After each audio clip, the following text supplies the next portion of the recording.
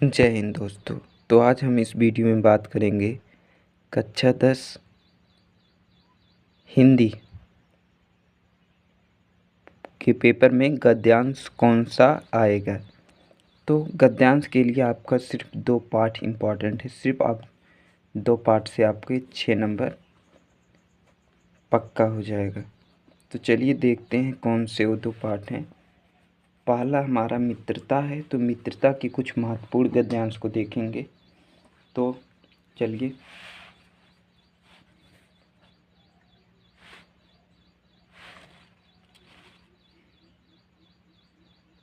तो पहला हमारा मित्र का कर्तव्य इस प्रकार बताया गया है कि उच्च और महान कार्य में हर प्रकार सहायता देना, मन बढ़ाना, साहस दिलाना। तुम अपनी निजी समझ से बाहर काम कर जाओ, या कर्तव्य उससे पूरी होगी जो दृढ़ निश्चय और संकल्प, सत्य संकल्प। इससे हमें ये जैसे आपका गद्यांश रहेगा और आपके क्वेश्चन दिए रहेंगे, उसमें पढ़ना है। देखिए कुछ क्वेश्चन दिए गए हैं। तो उपयुक्त गद्यांश का संदर्भ लिखिए। तो संदर्भ हम लिखेंगे प्रस्तुत गद्यांश हमारी पाठ्य पुस्तक हिंदी गद्य खंड में संकलित मित्रता नाम पाठ से उद्धृत है। आप इसे अलग से एक नोट्स बना लीजिएगा। हम पूरा हिंदी की तैयारी आपका कराएंगे, वो भी मोस्ट इम्पॉर्टेंट के साथ। कौन से ज़्यादा ज़रूरी है। गद्यांश के रेखांकित अंश की व्याख्या। तो ये है रेखांकित अंश की व्याख्या। आप वीडियो रोक के इसे अपने कॉपी में कहीं अलग से लिख लीजिए। उसके बाद हम देखिए हमें कैसे मित्र की खोज करना चाहिए। तो ये देखिए ये वाला हो गया। फिर दूसरा है मित्र के कर्तव्य कैसा होना चाहिए। तो ये हो गया। उसके बाद देखिए एक और महत्वपूर्ण, ये तो वेरी इम्पॉर्टेंट है, मान लीजिए इसको 3 स्टार देते हैं।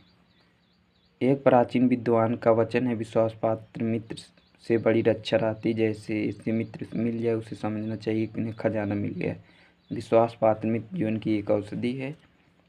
तो यही वाला आप गद्यांश एकदम बढ़िया से तैयार कर लीजिए। देखिए 13, 16, 18 इस सब में आया था। और देखिए इसके जो क्वेश्चन दिए गए हैं आप उसको देख लीजिएगा, अपने नोट्स में उतार लीजिएगा।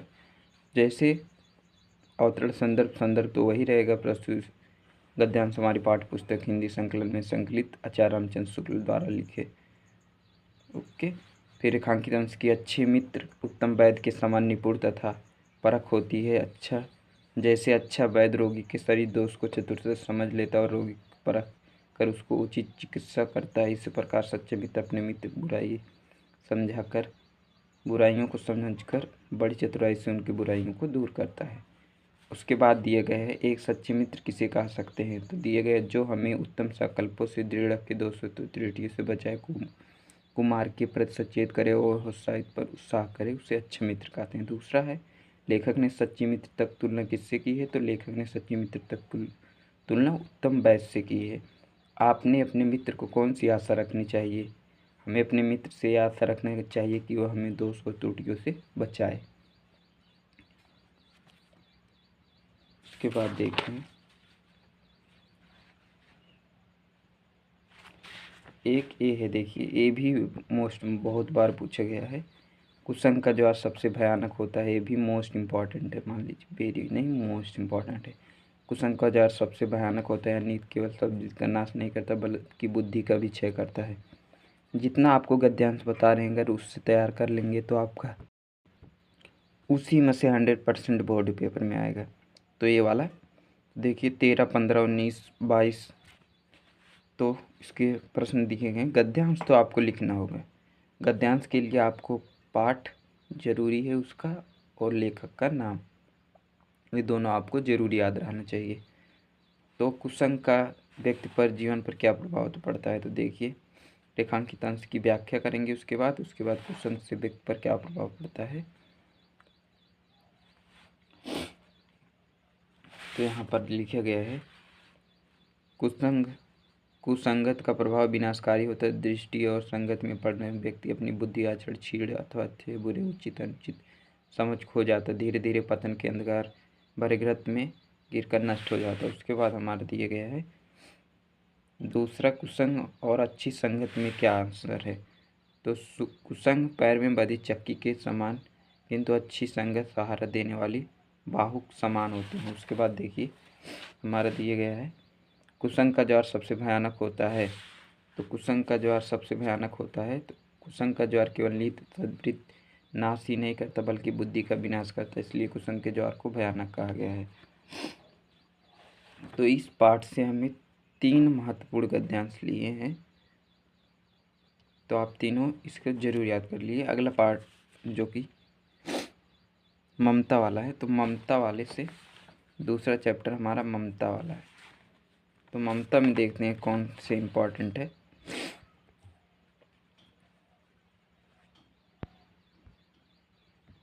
एक और है, इससे भी आप जरूर तैयार कर लीजिएगा क्योंकि ये भी आ सकता है। विश्वास पात्र मित्र से बड़ी रक्षा रहती से मित्र,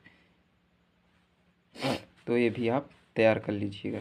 देख लीजिए इस क्वेश्चन के आंसर आप इसी में से ढूंढ के लिख लीजिएगा। उसके बाद हमारा ममता वाला चैप्टर है। ममता चैप्टर, हे भगवान तप के लिए विपद के लिए इतना आयोजन, परम इच्छा के विरुद्ध इतना साहस।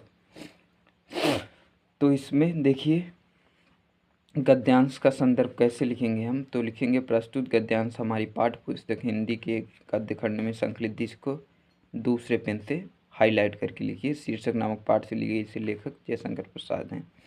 तो जिससे एग्जामिनर आपका कॉपी देखेगा तो आपको तुरंत नंबर दे देगा। उसके बाद रेखांकित अंश की व्याख्या है। तो पढ़ने में ज़्यादा टाइम लग जाएगा, तो आप वीडियो रोक के आप इसे नोट्स अलग से बनाएंगे। जितना बताएंगे पूरा उतना सही आएगा।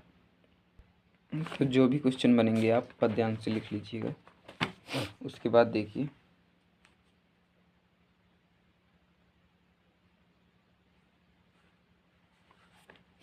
ए भी वाला देख लीजिए। आज सौरभी पास आया और ममता से, ये भी मोस्ट इम्पॉर्टेंट है। आप अपने बुक से इस सब को प्रश्न उत्तर जरूर देख के लिखिए। उसके बाद एक पाठ भारतीय संस्कृत में से भी ले लीजिए।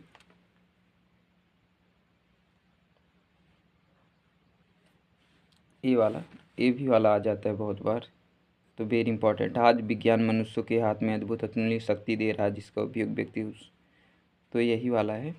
आप वीडियो को रोक के इसे अपने फेर में उतार लीजिएगा।